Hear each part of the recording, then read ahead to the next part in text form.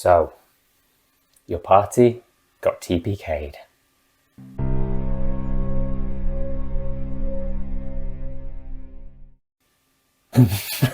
Sorry, I could not do it, you know?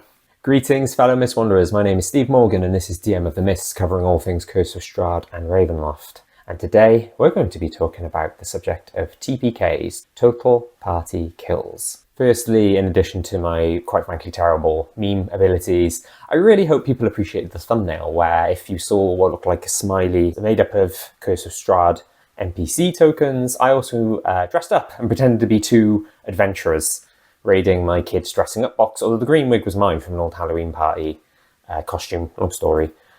But yeah, a satyr druid and somebody with green hair, a snake for a necklace, a scarf.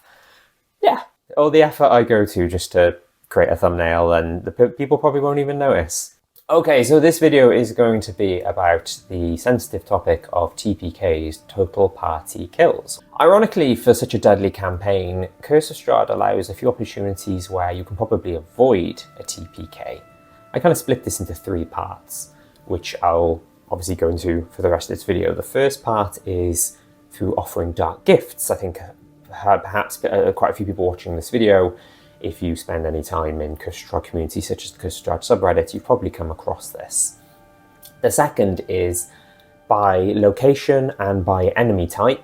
What you find is that even with some of the characters who are some of the enemies and monsters that are the deadliest, the ones that most likely to trigger a TPK, they may not necessarily want the characters killed. They might want to capture them.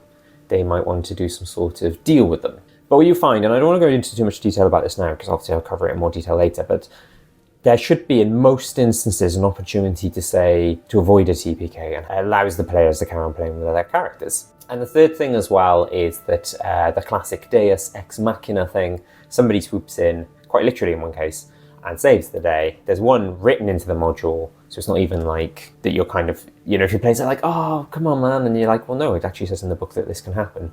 And then there's one or two others you could potentially add, one of which I think is very cool.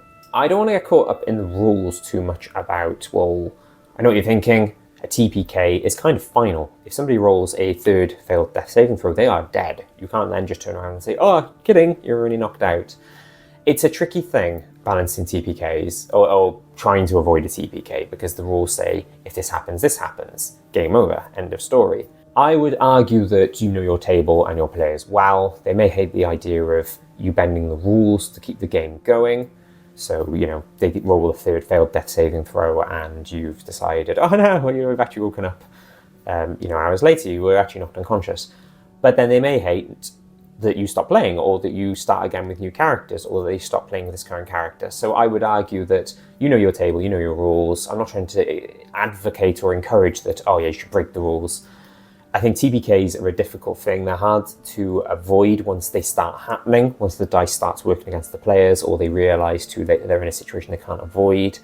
Like I said, I don't want to get too much into the rules and the discussion around that. So I'd assume if you're watching this, you're looking for a reason to potentially carry on. And you might find there's a situation where, luckily, nobody's rolled a third failed death saving throw and everyone gets knocked unconscious. That's great. You can just say, you know, you don't need to carry on rolling at that point. That's the end of the encounter. They all wake up hours later. They've all been knocked out. Or you might be able to have it that the enemies are knocking them out as standard. That's something I'll go into later. Maybe they've been given an order, depending on the type of enemy, not to kill the characters, only to knock them out. Again, you might feel that that's a bit like cheap, and your players might think that's a bit cheap. I don't know. You know your players and your table better than I do, or anyone else does. But yeah, for each scenario, you might be able to think of a way to avoid that. And you might find that you stumble on some sort of like hybrid. Not hybrid, what's the word I'm looking for?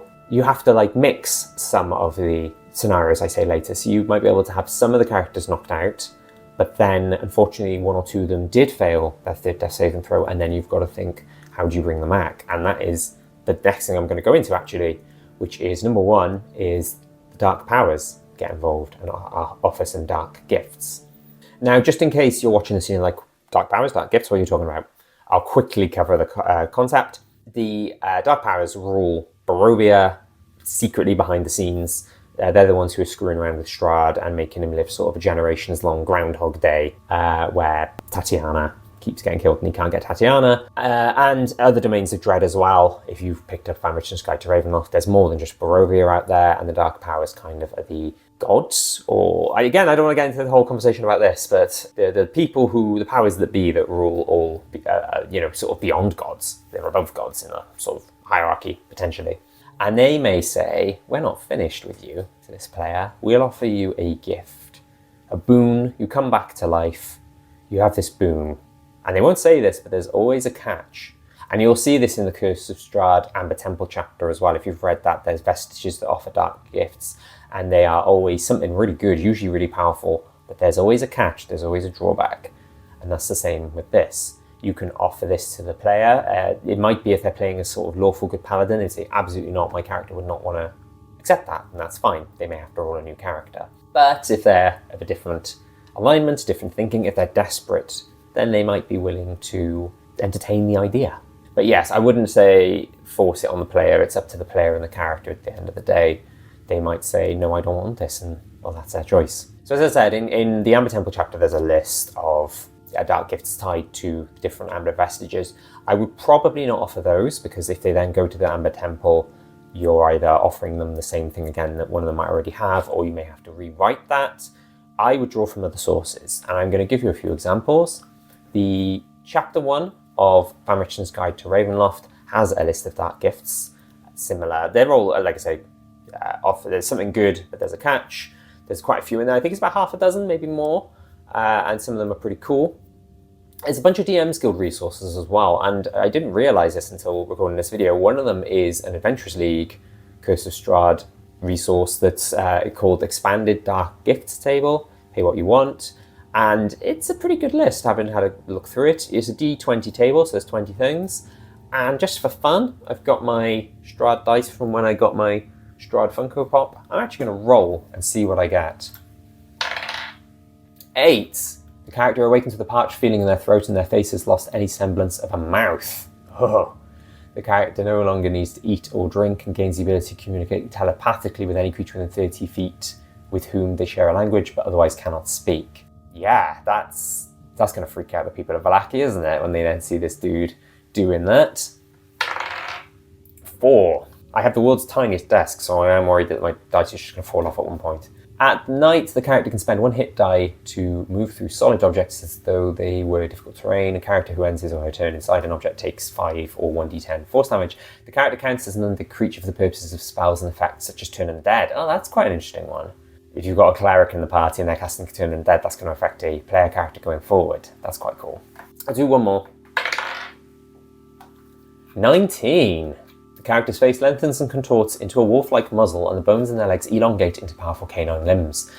While this increases the character's speed by 10 foot, the character is often mistaken for a werewolf unless they take special care to conceal their deformities through use of a disguise kit or the target of a disguise self spell. That is very cool. And then that could be a potential lead to that character could fake their way in and infiltrate the Werewolf Den. There's other things that come out of some of this, which is really cool. So that was just a few examples from that particular resource. When I was running Curse of Strahd, I'm running a post-Curse of Strahd wider Ravenloft campaign these days, but when I was running Curse of Strahd, there were 2 resources I grabbed called Dark Powers Are Listening, and then there was a part 2, which is Dark Powers Are Watching. They contain dark gifts. They're both free. 2 more pay what you want resources I came across while researching this video are 100 Dark Gifts and Dark Gifts of Ravenloft. Descriptions for all these are in the description below to save you the trouble of finding them out yourself. Another resource, but I wouldn't suggest going out your way to buy them because it's kind of like tiny instances in bigger modules, is if you've purchased the Ravenloft Mist Hunter modules, they're available as a bundle or you can buy them individually, then some of those have dark gifts in them.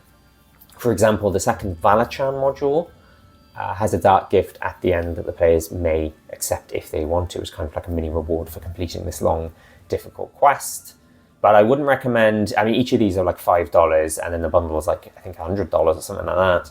I wouldn't recommend going ahead and buying them just for, some of them have these, but if you already own them, feel free to take a look through. Okay, so that was Dark Gifts. The second section, this is probably the meatiest part of the video, which I'll spend the most time covering, is if you have a TPK in a certain location or caused by a certain enemy, you might be able to turn it into a knockout instead of a kill. Not all enemies, even some of the deadliest ones, want the PCs dead necessarily. They could wake them up and offer them a deal for their survival. They may capture them. They may want to give them to Strahd for some other reason, like a bargaining chip. They may force them to do a quest for them. Or they may just want to run away. Their goal is just to get away from the players, so they don't care if the players are killed or knocked out. They just want to kind of get away from them and will be on their merry way. Okay, I'm going to go through in chapter area order, how it's laid out in the book, covering as many locations as I can where I think you can avoid a TPK in this scenario. So the first one is the lands of Barovia, the Mad Mage. I think of the Mad Mage, who's pretty strong, manages to take out all the party members. He's just going to run away. He's going to turn into Alk or whatever it is and run away. He's going to leave them for dead. So there's a good chance, there's a possible chance they can wake up having survived death saving throws. Doru in the village of Barovia under the church, he's not fed for a long time, so he's going to be hungry. But I would say his desire, especially after he's maybe taken a few bites, maybe come to his senses a little bit, his desire to leave and escape will probably be stronger than trying to kill the party. So he might have downed one or two, and then if it's looking like he's heading towards a TPK, he might then just want to get out of the undercroft of the church as soon as possible and get out of there. Castle Ravenloft. This is for if they're wandering around earlier in the campaign, not for the endgame necessarily. I think they'll end up in one or two places, either in the dungeons, that's K73, or the guest room, K50. The latter makes more sense if it is because they were wandering around after the dinner, or if it's early on in the campaign. You know, Strahd doesn't really care for them yet, so he wouldn't knock them in the dungeons, he'd just have them wake up in a bed, for example. Another big potential TPK place is the coffin shop in Vallaki. I've seen some people say, and this is kind of the way I played it, because this was a near TPK for my group, is that the vampire spawn have kind of been given an order. It's to protect the bones, it's to cause chaos in the city, in Vallaki when the feast happens. So their goal isn't to kill the PCs if they get awakened. Their goal is to get out, get the bones, get out and cause chaos. So if it's looking really bad for the players, maybe the players are left for dead and the vampire spawn run outside and try and escape the coffin shop in order to cause more chaos. The old Bonegrinder, the windmill with the hags. I've seen quite a few good suggestions on various forums, such as the Curse of Strahd subreddit and the Facebook group, CoS DM's Facebook group. One is that they are forced to sell dream pastries in Vallaki. Hey, they've got a new market now, not just the village of Barovia, but maybe the players can infiltrate Vallaki on their behalf and they start selling dream pastries to the people of Vallaki. Or maybe if you're using the orphanage from Mandimod, perhaps they are recruited to try and get some of the kids from the orphanage back to the windmill. That's pretty grim. Maybe they use it as some sort of bargaining chip with Strahd. Maybe they want to look good in Strahd eyes, so they don't kill the players, they capture them and then try and get Strahd's attention with them and do something like that. Argynvostholt. I was concerned that Vladimir was going to TPK my party, so I planned to have Godfrey, who's in Q37. If Vladimir knocked them all out or took them all down, they would wake up a few hours later being looked after by Godfrey in his room, and that's a good way to potentially dump some lore, Godfrey explains why Vladimir tried to kill them, stuff like that. In Krezk and the Abbey, they wake up, the Abbot is experimenting on them, maybe trying to turn them into more mongrel folk, or maybe more body parts for Vasilica, for the current version of Vasilica, or maybe he's thinking, I'll create a backup just in case. You could have a cool scenario where they wake up tied to a table, and he hasn't experimented on them yet, and then they've got to try and get out before he notices, that kind of thing. That's for a horror campaign, that's kind of perfect. Berez, Baba Lysaga. I've seen two solutions, and I thought of a third while planning this video. One I've seen is that they come back and they're polymorphed into goats. So I think she uses goats as a sacrifice every now and again. And then they've got a fun solution where they've got to try and break the polymorph and get out of being goats and then try and escape. A really interesting one I heard, I don't know who's responsible for this, I'll see if I can find it and share a link in the description, is that she gives them a quest where she turns them into mice. This sounds wild as I'm explaining it. She polymorphs them into mice, and they've got to retrieve something from Castle Ravenloft. I think when I first read about it, it was the Haggai that Cyrus Bellevue carries. And so they have this fun adventure where they've got to try and explore Castle Ravenloft as mice and try and retrieve this Haggai without getting killed, without getting captured then as mice in the castle. I don't know. A third thing I thought of is she hates the wereravens Perhaps she says, maybe she knows that they are friends of the wereravens and says they've got to try and bring in a wereraven or two, lure them so she can capture them and potentially kill them. Vamichen's Tower. Arguably, if a TPK happens because of the wagon exploding, because of the trap on the door with the dragon or the lightning, or the tower comes down, I don't think there's really much you can do about that. If, however, it's due to the werewolves that attack, if, say, the trap is triggered or the wagon explodes, then they could potentially capture the players and drag them back to the Werewolf Den. Yester Hill. My understanding is that I think the berserkers and druids doing the ritual are acting either under Baba Lysaga's orders or even directly under Strahd's orders. Perhaps Strahd gives them orders that says if people attack, don't kill them, just leave them for dead, just knock them out.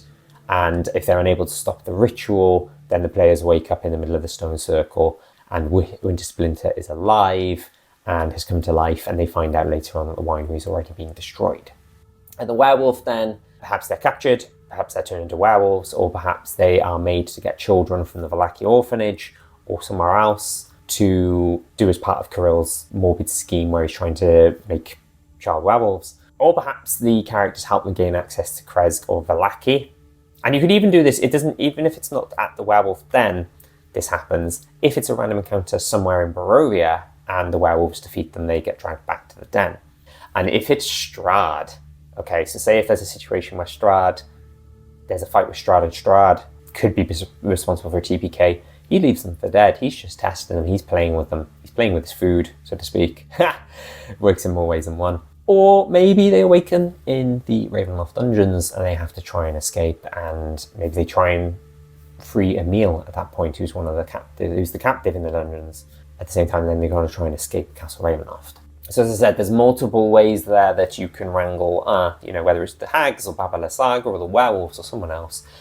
A TPK doesn't necessarily mean death. It could result in a knockout, a capture, and so on. And number 3, Deus Ex Machina, I hope I'm not butchering that pronunciation, is the classic thing in storytelling where, oh no, it looks like the players are going to lose, and then something or someone swoops in, saves the day, and rescues it. Is it corny? Yes. The funny thing is there's actually one built into the campaign as standard, and this is detailed in N2, in the Blue Water Inn in Vallaki. If the wereravens are helped, then the wereravens will try and help them at one point if there's a battle that's looking bad. They come in as you roll a d4, between 1 and 4 wereravens show up to try and rescue the players, maybe try and help in the fights to try and avoid it being a TPK. So even if you do it and your players are like, one of my players complained once about a wereraven showing to help them up, and I could have been like, look, it says in the book. I'm not just making this happen as the DM and making things easy for you, just in case they think you're, softening the campaign or whatever. It's actually written into this deadly campaign that these people can show up and help. Now, the interesting thing is two potential mistakes I made. If they can be seen as mistakes, you tell me, is I think the wording of it is just that it maybe only happens once. I had it happen twice, 3 times, I think. And also, I think it's only if you help the Martikovs in Vallaki. I actually introduced it. My players were very close to a TPK in Yester Hill, and I had it that the wereravens of the winery rescued them. So at that point, the news hadn't reached the Vallaki Martikovs, the Vallaki wereravens, that they helped them necessarily. But maybe I did that wrong. Maybe at the same time I avoided a TPK, so it was either that or TPK. And maybe you would do things differently. Maybe you wouldn't do it the way I did. I thought of 2 other potential Deus Ex Machinas. One is Ezmerelda. Now, Ezmerelda shows up various times in the campaign, whether it's at Krezk, she's waiting there, or there's events such as Vamichen's Tower, or at Argynvostholt. The cool thing is with Ezmerelda is you can kind of plant her, you can place her anywhere. So if it looks like a TPK is going to happen, maybe Ezmerelda comes. Maybe she's been tracking the party, wants to see what they're made of, and comes in and quickly helps out. And Ezmerelda is a beast in combat if you run her properly. I actually did a guide on the Curse of Strahd subreddit once, which I'll link to in the description. Played properly in terms of attack, defense, and support, she is a beast. And I'm also, probably one of my next Curse of Strahd videos is going to be all about Ezmerelda and how to play her, and I'll talk more about that in that video. The other Deus Ex Machina, and I think this is really cool and really exciting, could be Strahd. Maybe Strahd swoops in and says, no, I'm not ready for these people to die yet.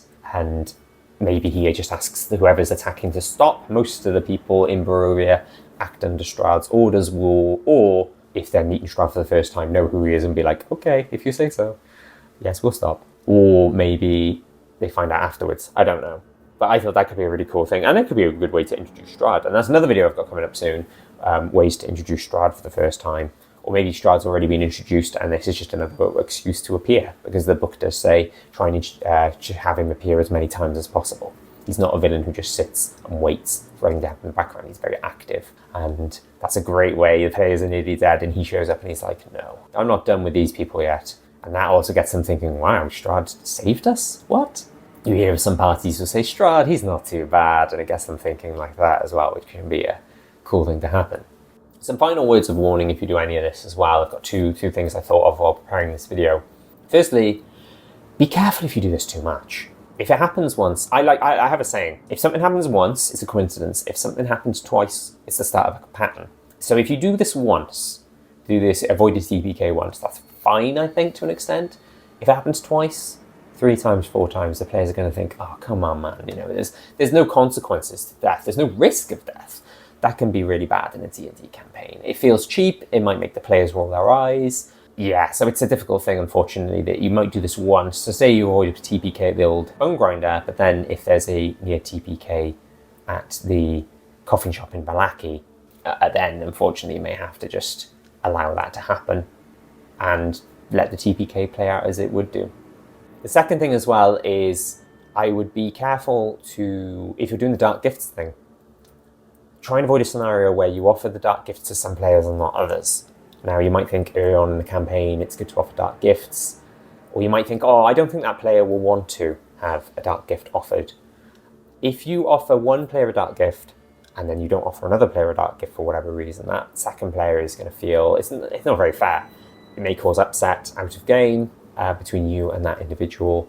So if you start offering the dark gifts to some players, you may have to feel obliged to offer dark gifts to other players later on, even if it's a situation where you don't want to do that or what have you. And again, I'd probably be careful offering too many dark gifts. A bit like I said a minute ago about doing it too much, doing it twice or more.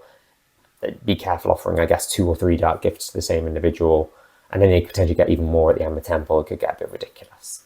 Okay, I think that's it for this video.